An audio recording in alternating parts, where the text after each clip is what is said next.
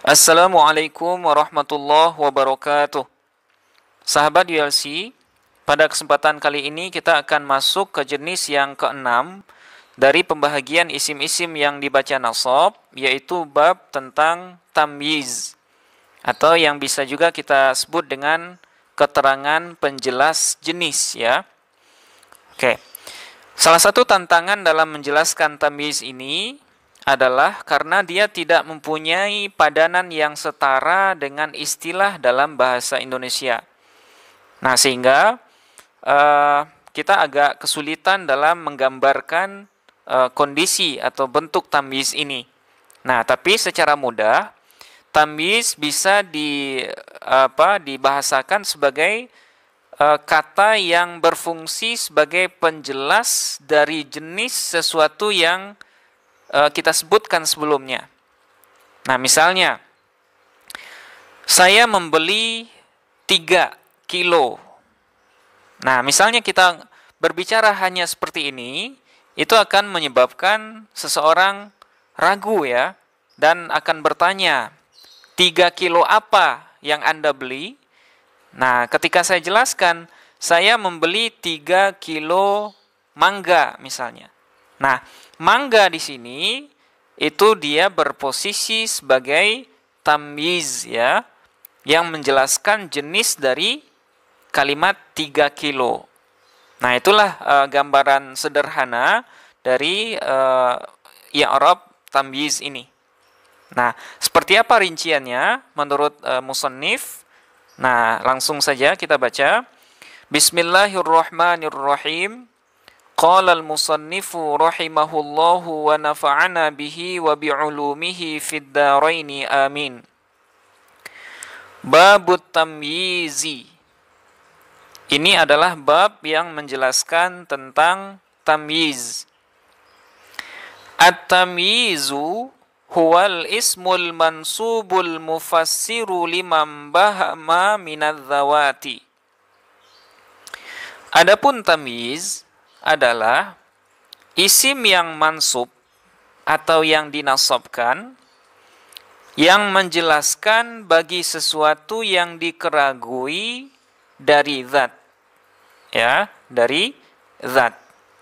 Nah, senada dengan apa yang saya jelaskan di awal, bahwa tamyiz ini dia berfungsi menjelaskan sesuatu yang masih belum jelas dari kata yang sudah diucapkan. Nah, bisa munculnya itu dari fiil atau dari kata kerja, bisa juga dari bilangan, ya, dari bilangan yang kita sebutkan. Kemudian bisa juga munculnya keraguan itu dari ukuran, ya, dari ukuran-ukuran tertentu. Nah, itu disebut dengan tamyiz. Nah, dia harus berbentuk isim, kemudian harus mansub. Nah, itu selintas apa yang bisa kita pahami dari pengertian yang ditulis oleh musannif. Nah, apa contohnya? Nahwu qaulika, seperti perkataanmu, tasabbaba Zaidun araqan. Ya, tasabbaba Zaidun araqan. Telah bercucuran si Zaid. Nah, apanya yang bercucuran? Araqan, yaitu keringat, ya, keringat.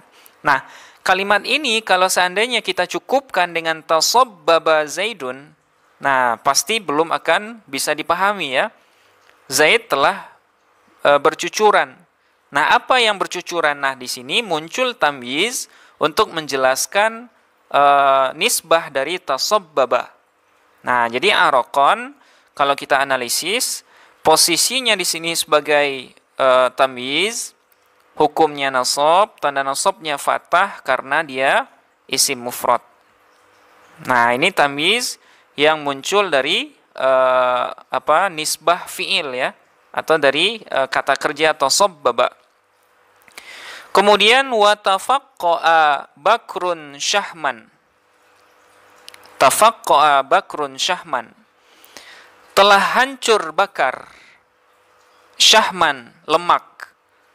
Nah, dalam hal ini kata Syahman itu juga menjadi tamyiz dari nisbat tafaqqa'a.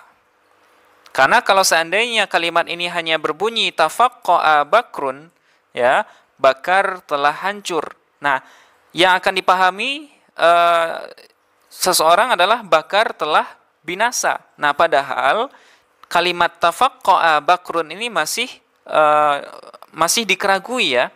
Yang hancur itu apa? Nah, sehingga Syahman di sini muncul untuk menjelaskan keraguan tersebut. Nah, ini contoh yang kedua dari tamyiz. Kemudian wataba Muhammadun nafsan. Telah baik Muhammad nafsan, yaitu dirinya. Nah, kalimat nafsan di sini juga merupakan tamyiz dari fi'il toba. Ya, karena dia menjelaskan sisi kebaikan yang ada pada Muhammad. Nah, ini diantara tamyiz nisbah dari fi'il ya, atau tamyiz yang muncul dari kata kerja yang disebutkan sebelumnya. Kemudian washtaraitu 20 ghulaman. Saya telah membeli 20 budak. Nah, di sini yang menjadi tamyiz adalah kalimat ghulaman. Ya. Kenapa tamyiz? Karena dia menjelaskan keraguan yang muncul dari adat sebelumnya, yaitu kalimat 20. Kalau kalimat ini hanya sampai 20 saja, ya, misalnya ishtaraitu 20. Saya membeli 20. Nah, pasti akan ditanyakan 20 apa? Nah, ketika dijawab ghulaman, nah, sehingga kalimat itu menjadi jelas. Nah, itulah fungsi ghulaman di sini, yaitu sebagai tamyiz dari 20. Nah, ghulaman posisinya sebagai tamyiz, hukumnya nasab, tanda nasabnya fathah karena dia isim mufrad. Kemudian wa malaktu tis'ina na'jatan. Ya, saya memiliki 90 biri-biri ya, atau domba. Nah, di sini yang jadi tamyiz juga kalimat na'jatan ya, dari isim bilangan sebelumnya. Oke. Nah, ini tamyiz yang dua ini, ghulaman dengan na'jatan, itu muncul dari isim bilangan sebelumnya. Nah, sekarang wa Zaidun akramu minka aban. Zaid lebih mulia darimu aban, yaitu bapaknya. Nah, ini termasuk contoh tamyiz yang namanya atau yang diistilahkan dengan tamyiz yang muhawwal ya. Tamyiz yang muhawwal dari mubtada. Nah, jadi kalimat ini ya yang menjadi tamyiz adalah kalimat aban. Ya, aban. Yang mana dia sebenarnya adalah muhawwal atau dipalingkan dari mubtada. Nah, jadi asal dari contoh ini adalah Abu Zaidin akramu minka.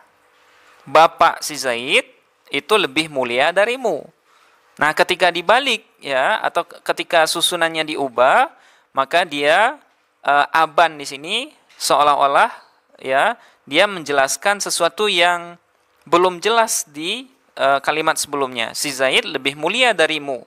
Apanya yang lebih mulia? Yaitu bapaknya. Nah, kemudian wa ajmalu minka wajhan. Dan lebih gagah darimu apanya? Yaitu wajhan, wajahnya. Nah, sehingga wajhan di sini juga menjadi tamyiz yang muhawwal dari mubtada. Nah, asalnya adalah wajhu Zaidin ajmalu minka. Nah, ini muhawwal dari mubtada. Oke, nah itu beberapa contoh dari tamyiz.